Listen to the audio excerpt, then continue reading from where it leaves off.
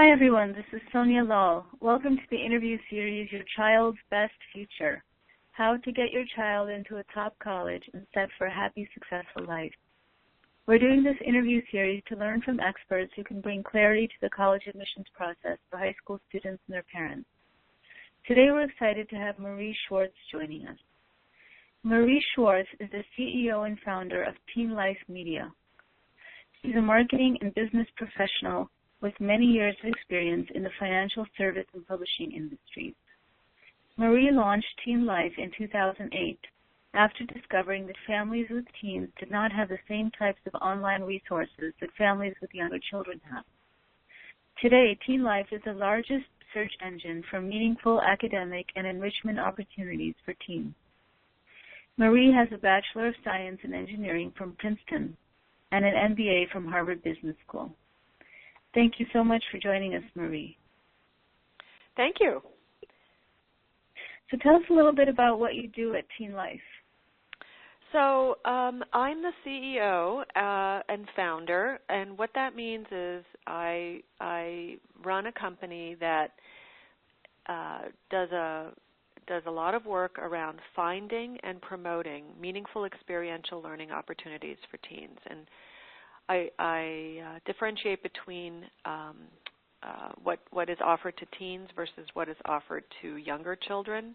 So there are many sites out there that focus on where you can take your toddler or your elementary school child for classes and camps and things like that. And once a student hits 13, the opportunities change quite a bit. Instead of going to traditional camps in Maine where you do lots of different activities, the choices are much more specialized. And so my company, our team of about 10 people, is organized around finding and promoting these opportunities to families who are looking for them. Great, wonderful. And so how does it work in terms of opportunities? Is there a listing on your website that parents and students can look at? Yeah, so it works a lot like a Google search. You know, you go to teenlife.com and you enter in a specific interest you have. You can choose to add a location or not, but I always recommend starting with no location. So if you have a very specialized interest, say veterinary medicine, you know, you want to go and find out where you can be a vet. If you enter in those words into the search bar and just hit go, then it will present to you relevant places that offer instruction or exposure to veterinary medicine. Many of the programs on our site take place on college campuses. They're called pre-college summer programs, and I usually recommend attending one of those for students who are interested in majoring in that field before they go to, and you know, attending it before they go to college will give them a sense of whether or not it's worth their time and effort and money to major in. Yeah, that makes sense. I think that's one of the things that parents and students are doing more and more these days is looking for what is of their interest so that by the time they apply to college and go to college, they'll have a better sense of what they want to do and come out with a degree that is in line with who they are and what they want to do for most of their lives, because college education has become so expensive now that that's right. It's really important. Yeah, I think I always recommend to families, you know, try to limit your college expenses to 4 years, not 5 or 6. And doing a lot of this sort of self-exploration and self-awareness building is critical. So the other thing that we offer are guides. So we publish guides. In that sense, we're a traditional media company. We produce content that educates our visitors about specific opportunities and then gives them options of where to go and pursue those opportunities. We have a section called Resources, and you can see the different things that we offer there. We also have a very active blog with lots of topics that you can search, you know, around to learn about these things. So we're both,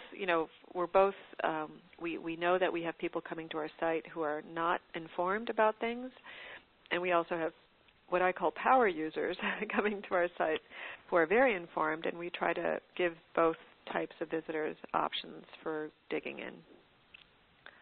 Okay. So in terms of, let's say I'm a high school student and I want to look for a summer program. I want to know what to do this summer.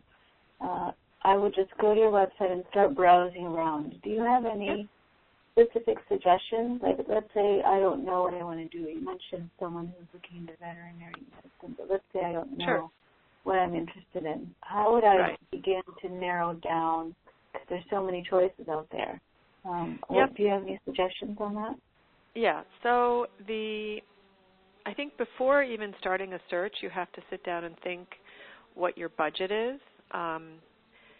It's important to get a handle on how far you can go.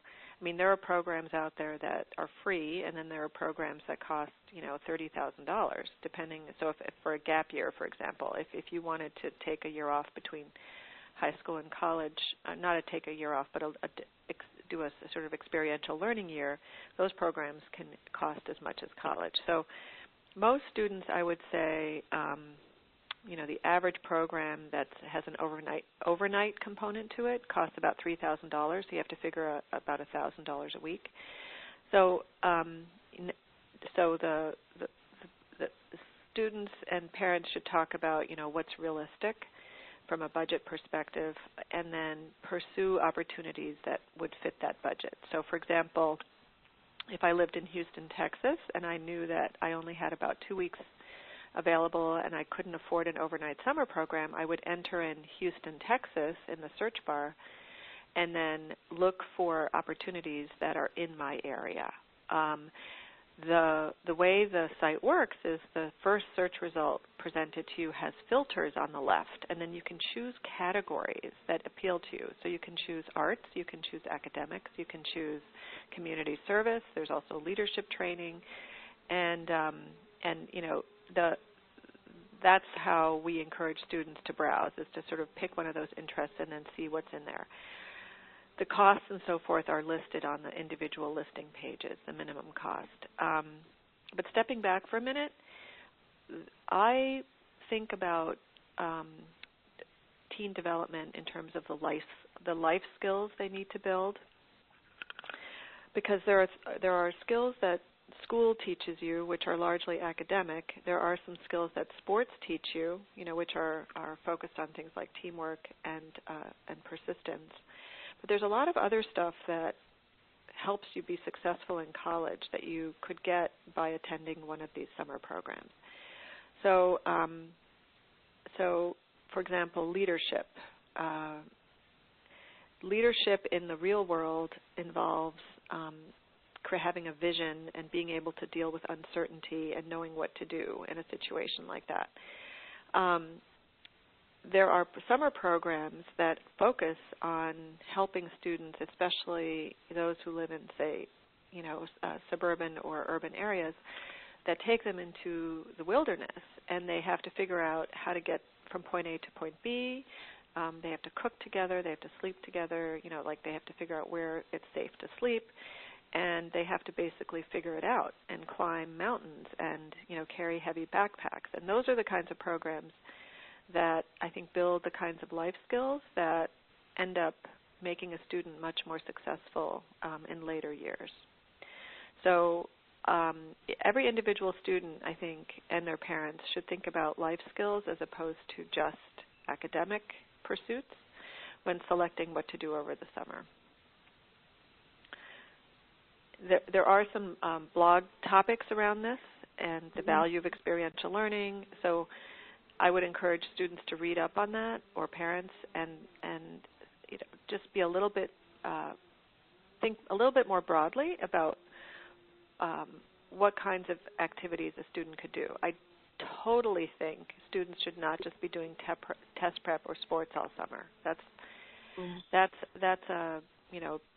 something I recommend to every family. So the students who are, for example, 3-season athletes and will get recruited, I think it's great that they do sports, and God bless them if they get in. But if they ever get injured, what's their plan B, right? Do they have any idea what they could pursue if sports ends up not being an option. Right. So so there's I guess how I would approach the summer and so forth is sort of individual and requires a discussion, possibly with an expert, but also reading and exploring what all exists on the site. And people do start developing ideas as a result of looking at what's out there. Yeah, I mean, I appreciate this very much because I agree with you. I think a lot of what students end up doing over the summer is test prep, and then also even some of the college programs you mentioned, that's very useful for sure, but a lot of those programs can tend to be very academic as well. Yep. And so it's nice to have, that think about the option of developing those life skills that are going to be coming in handy for the rest of your life. Learning to overcome your fears, learning to take risks, all of those kinds of things. So I really appreciate that. The model that I use when I work with students is the model of multiple intelligences, and I try to help students develop a structure for their summer in which they are beginning to tap into and grow their muscle in areas that they might not in school. So think about natural intelligence and how you can develop those muscles. And for students who are, not great musicians or artists, I tell them it's still a good idea just to dabble in that and see what you like, because we have so much potential that we don't use. And and it's just nice to have that. Yeah, to that point, I want to mention and call out sort of theater as a life skill, because what I see and then read is that employers are saying that entry-level students are not good at communication. They don't speak up. They don't contribute in a way or communicate. They can't communicate face-to-face as well as they can, say, online. And I think it's because, of the impact of technology. I strongly recommend that a student takes either public speaking or acting, or even if they're not actors, because it will make them much more comfortable later on when they need to communicate their ideas. That's interesting. Yeah, so you're finding that that's what people are saying is the communication skills are weak. Yes. That's there's a study that I can mention, or a survey that was done about millennials, and what employers are looking for, is all skill-based. So all of them say, 98% say they want communication skills, 97% say positive attitude, 92% say adaptable to change, another 92% said they wanted students with teamwork skills, and the fifth most important, or most important skill is being goal-oriented. And then when the interviewer asked what skills are hardest to find but most important to you, they were the same skills. So communication, positive attitude, adaptable to change, teamwork, and the last one was strategic thinking and analytics. So what they're looking for and what they find hardest to find are the same things, and it's and that's what I try to focus my advice when I speak to parents or students about all this. I say, look, it's what you got in school, your test score, your grades, all that eventually, soon actually, doesn't matter anymore if you don't have these other skills. These other skills are what you should be honing and growing as much as you can leading up to college, because it will make you more employable. That's very interesting, Marie. And you said this was a survey done of employers? It was called, the source, it was Millennial Branding and Experience, this company. It's called Millennial Branding and Experience. So I can find the link and send it to you. That's very interesting. Yeah. There was another survey done by the JED Foundation, which I think it's jedfoundation.org. They they work on mental health issues among college students, and they conducted a survey saying that students felt underprepared. 60% of all first-year students felt underprepared emotionally for college. And being emotionally prepared is defined as being able to take care of yourself, adapting to new environments, controlling negative emotions or behavior, and building positive relationships. And 60% of students felt that they had wished they had had more help developing those skills. So, you can see that life skills matter in college as well as in the workplace, and a lot of schools and families don't focus enough on that. Yeah, and school these days can be very cookie cutter, the approach that's taken. So you actually don't get those opportunities in school, which is where you're spending 9 months out of the year. Right. So it makes total sense that you develop these skills during the summertime and any kind of, winter breaks or some spring breaks or anything. Yeah. It's very, very interesting that you said that. And, even the speech class that students take in high school, a lot of them are required to take a speech class. Uh-huh. But I think even that, because it's in the same setting, in the same school setting, you may not feel that it stretches you as much. You mentioned theater, so I think that's really interesting because I know theater is not a required type of thing generally, but it certainly will stretch you in ways that than giving a normal speech won't.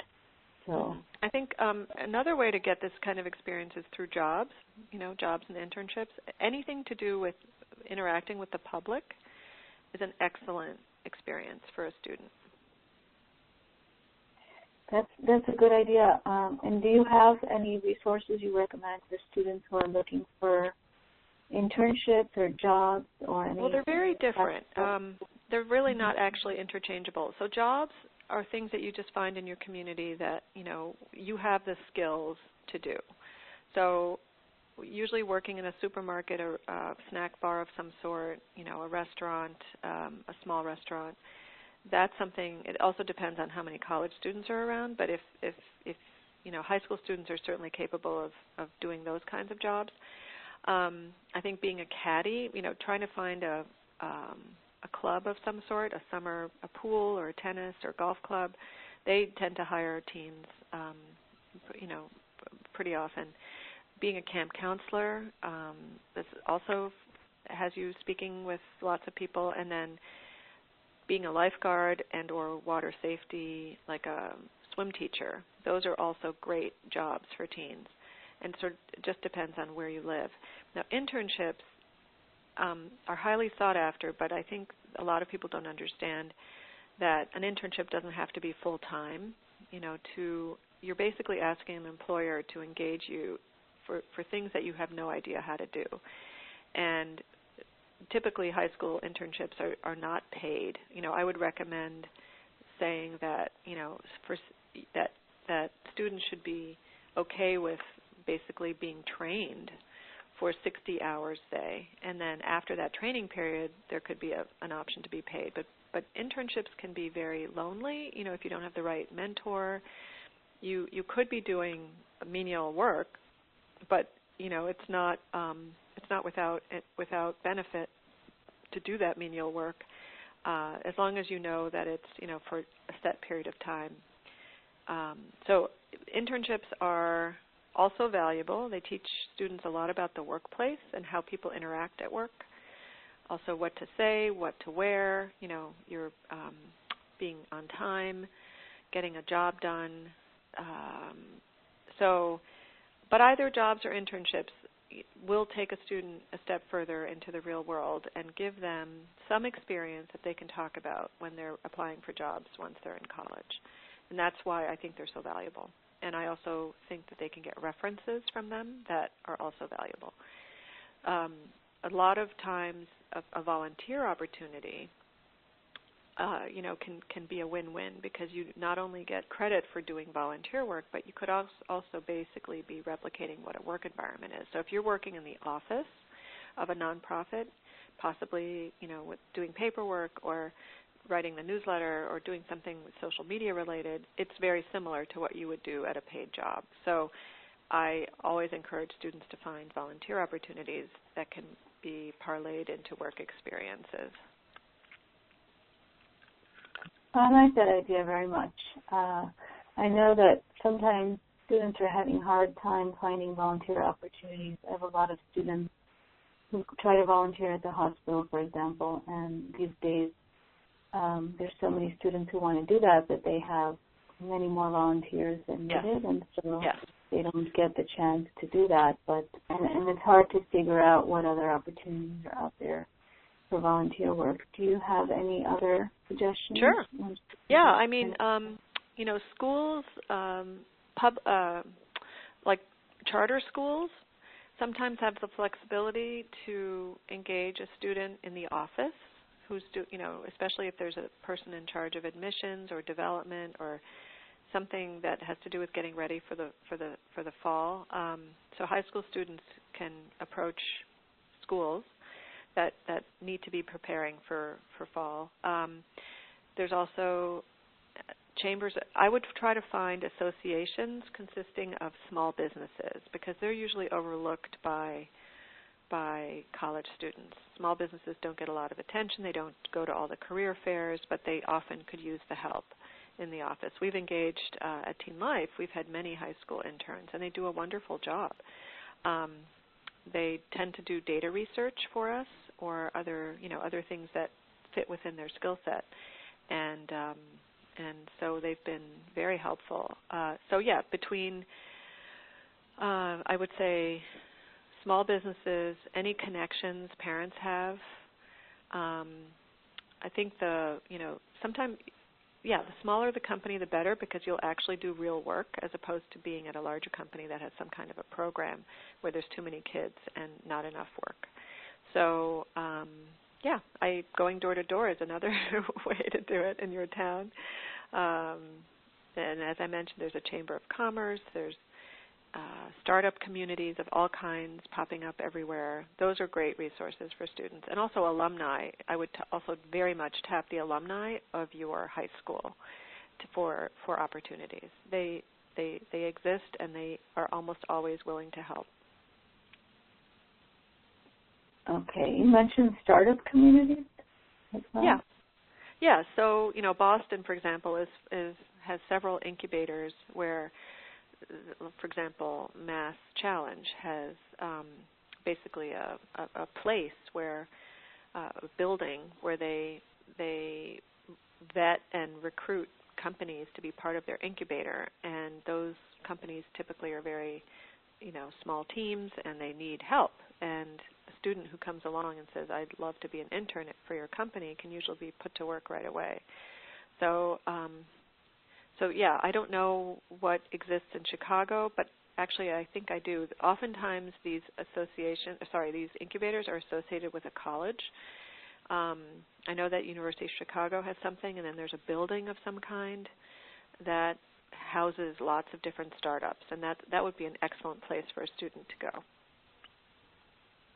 That's very interesting, yeah. So it sounds like you're basically suggesting to find any kind of small group of people who are working together, where you can actually interact with people a lot more and gain some real life experience versus a big organization. Okay. Yes, absolutely. Very good advice. And so basically, how do students go to find these opportunities? Are they on your website, or do they have to search? Unfortunately not. We have a guide that we're working on, and we'll have on our resource page that someone can download called The Guide to Finding Jobs and Internships, and that's going to be coming out. We didn't have it ready in time for this summer, but we'll put it on our site soon so that this fall a student could download that. But there's lots of other resources out there where you can just go on. I think the first step is creating a resume, and there are lots of, if you just search for, high school resume, you'll see some examples. You also should have a LinkedIn page, so someone can look you up on LinkedIn. And, with those two things, I think you have a much better chance of actually getting someone to talk to you. Okay, and then once you have that, would you email them or call them? What do you suggest? Well, it helps to have a connection, right? So I think that the connection piece varies, but I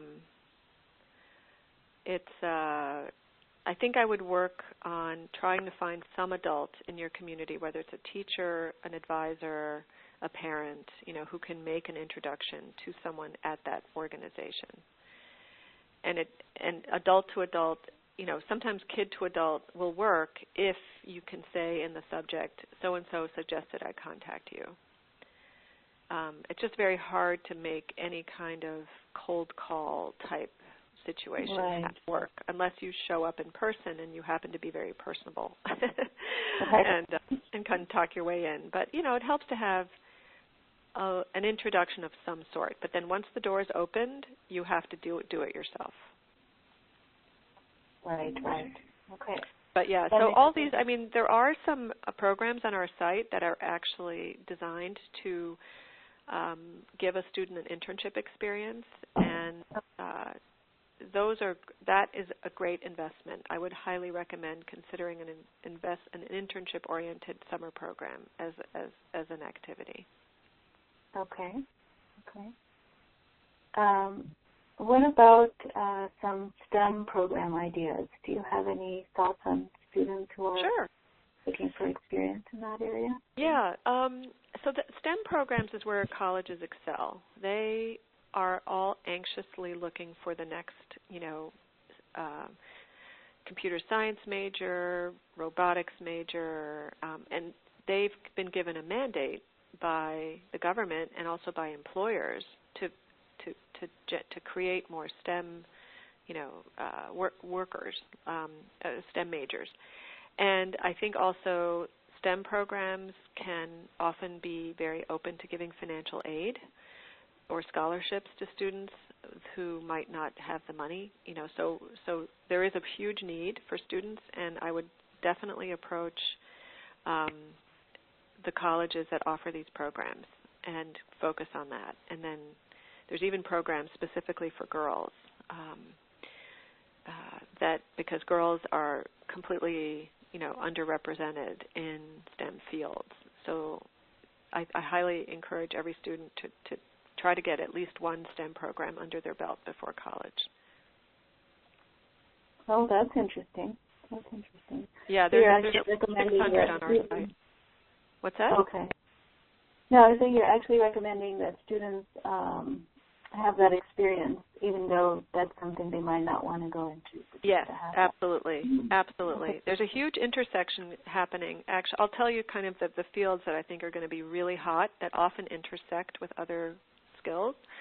Virtual reality.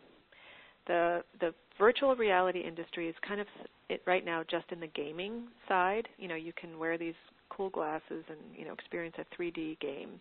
But it's going to become much more mainstream and will be used in education, in real estate, in fashion. You'll be able to imagine yourself in something, and that has huge ramifications for lots of other industries. And so any student interested in photography, art, cinema, video, that's a really important field to consider. Another is electric cars. So, the car industry is rapidly changing, and by the time, in 20 years or so, self-driving cars will start to become the norm, as well as just electric cars generally. I think Norway, is the first country that said, by 2020, I don't know the actual date, but they want 55% of all cars to be electric. And that's a huge thing. And then robotics. Those are the robotics industry, assisted devices that can assist you. They've actually already created robots that can play instruments. Like you could have a whole orchestra, playing music. That's all robots. So those, and so robotics, virtual reality, electric cars. They all need students or workers that have different skills, whether it's design or sales even, or, so I would, encourage students to not be afraid of technology or steer away from technology-related companies because they need all kinds of people to work there. That's great. That's great. What about research programs for high school students? Do you have any advice on that? I don't know of that many. They tend to be very selective. You know, that's so there are labs that want students, but yeah, you have to be super high performing. I think NASA has some research programs. The Center for Talented Youth at Johns Hopkins, I'm sure, has resources available, but it's not a mainstream thing for students, for high school students. Right. But they do exist. They do exist. You just have to be, recommended or already kind of plugged into sort of a track. Yeah, but some teachers are very good at putting students into research positions. It's just sort of it's less common and it's harder to find. Right. That makes sense. And what about your advice on performing in visual arts programs? Again, I think it's great to want to be an artist. I think you just have to also be aware of how you're going to pay the bills. I think being it's very hard to be a big success financially in the arts unless you're like in the top. It's kind of like being a professional athlete. So having a minor in another field that could be your source of income is highly recommended.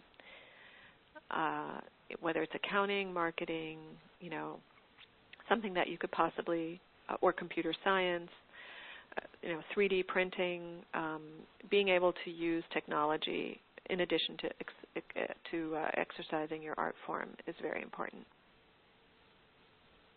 Yeah. I have a student right now who is interested in music, and he's very passionate about going to a music school, and I keep telling him what you just said, which is, keep your options open so that in case you need to, earn a living and music is not what you want to do or what you can't do, then you'll have options then.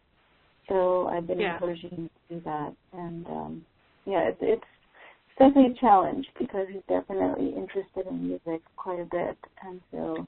Well, when you say, is what kind of music? Does he want to be a performer, a composer, in an orchestra?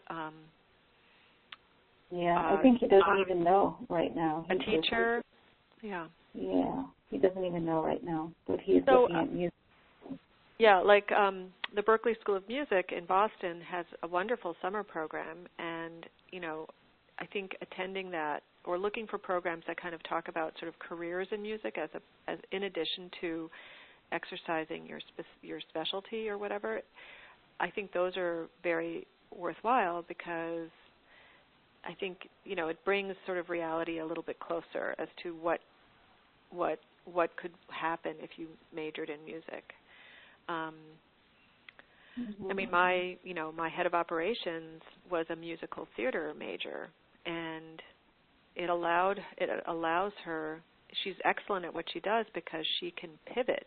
She can handle when something goes wrong. She doesn't sort of shy away. She kind of digs in and fixes it. So, I don't know what the skills of a musician can think three-dimensionally. Maybe there's another type of career that can exercise that type of mind, or utilizes that kind of thinking to imagine, to imagine an outcome. It could be advertising, it could be architecture, it could be interior design. There might be ways of using the same kind of skill set in a different way. Yeah, it's a very good point. One last question before we close, Marie, is I see on your website here that you have a link to private high schools that also offer programs during the summer. Can you tell us a little bit about those? So where, summer programs exist where there's usually a facility of some kind. So colleges are common because they have the existing infrastructure. Private schools also have have summer opportunities, either day camp, day programs, or for boarding schools, they have overnight programs. So it's a similar approach. It's just that the content usually is a little bit more focused on high school, or college prep related stuff, as opposed to majoring in a specific subject in college. That's the difference. You can take, for example, chemistry at a private school over the summer, so as to satisfy your high school graduation requirement, and that's typically what private schools do. They kind of mix academics with sports, or arts, and then students have a different kind of experience than they would on a college campus. Both are valuable, by the way. Mm-hmm. Okay, great. So it's more like a summer camp. Yeah, exactly. And they have different specialties. There's also boarding schools that offer ESL programs. I think if a student is interested in boarding school, it would actually be a good idea to attend a summer program at a boarding school when they're ninth graders or something, because I think it would help them visualize whether or not that experience would be worthwhile for them. That's a great idea. Yeah, that's a great idea. Well, thank you so much, Maria. It's been excellent. You've been incredible. You've given us a lot of very practical advice that's obviously thought through from your years of experience, and we really, really appreciate you being on the interview today. Yeah, thank you. And, I encourage all the listeners to expand their view on what a student can do and dive in. TeenLife.com is there to help. Great. Thanks, Marie. Okay, bye-bye.